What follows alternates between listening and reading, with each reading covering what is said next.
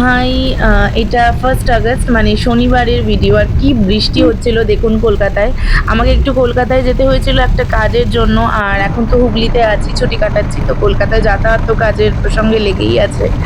তো ফিরতে ফিরতে অনেকটা রাত, প্রায় ভোর বলতে পারেন। তো এই ক্লিপিংসটা যেটা দেখছেন এটা প্রায় 3:30 বাজে। আচ্ছা, এই প্রসঙ্গে একটা কথা আমি বলি, অনেক দিন ধরেই আমার যে চিন্তা ভাবনার ওপর আমি যে ভিডিওগুলো করি, আপনাদের সাথে বিভিন্ন কথা শেয়ার করি, সেগুলো করা হয়ে উঠছে না কিছু ব্যস্ততার জন্য, কিছু কারণে। তো সেটাই আর কি আপনাদেরকে জানানো যে খুব তাড়াতাড়ি আবার সেই ভিডিওগুলোও আমি নিয়ে আসবো। প্লিজ প্লিজ আপনারা আমার চ্যানেলটাকে ভালোবাসা দিন, আমাকে কমেন্টস করে জানাবেন আপনাদের কেমন লাগছে, লাইক করবেন, প্লিজ সাবস্ক্রাইব করে দেবেন, কারণ আমার ফ্যামিলিটা খুব ছোট আর আমি এটাকে আপনাদের সাহায্য নিয়ে বাড়াতে চাই। তো এইটুকু পাশে থাকুন আমার, এটাই বলবো। আর এই যে ক্লিপিংসটা আপনারা এতক্ষণ দেখছেন, এনারা জলযাত্রী, এনারা তারকেশ্বরে শিব ঠাকুরের মাথায় জল ঢালতে যাচ্ছেন। যেহেতু এখন শ্রাবণ মাস, তো পুরো শ্রাবণ মাসটাই এই জিনিসটা লেগেই থাকে এই জায়গায়। মানে এখন বাজে ভোর 3:35, আর এই সময় এটা হচ্ছে শেওড়াফুলি থেকে মানে দিল্লি রোড দিয়ে ক্রস করে আর কি তারকেশ্বরের দিকে যাচ্ছে।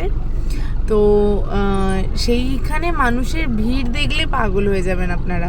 আমি ওই ক্লিপিংসটাই নিচ্ছিলাম, মানে সত্যি আমাদের চোখ ঘুমে ঢুলে আসছে। আর এখানে মানে এখন দেখে মনে হবে বিকেলবেলা, এত মানুষ, এত লোক, সবাই তারকেশ্বর যাচ্ছে। তো এই শ্রাবণ মাসটা এলে এগুলো দেখা যায়, এটা একটা নতুনত্ব ব্যাপার। আর ইনিও দেখছে, কোথায় দেখি, এই যে বাবা, আমার বাবাটাও দেখছে, এই যে ওকে নিয়েই আমরা হুগলি ফিরছি।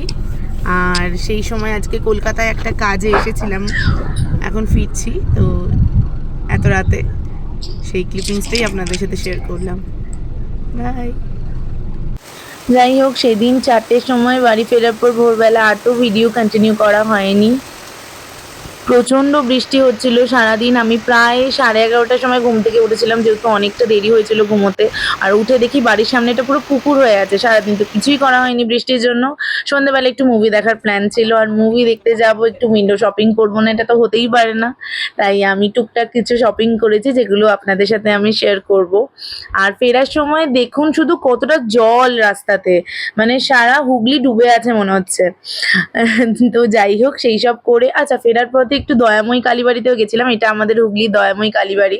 কি সুন্দর না, আমার খুব ভালো লাগে, এত শান্তি লাগে ওই জায়গায় গেলে।